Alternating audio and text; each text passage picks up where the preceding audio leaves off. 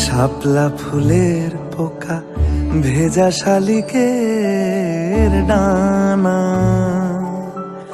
ঘাস জমি থমথমে ধূসর শামিয়ানা। শাপলা ফুলের পোকা ভেজা শালিকের ডানা,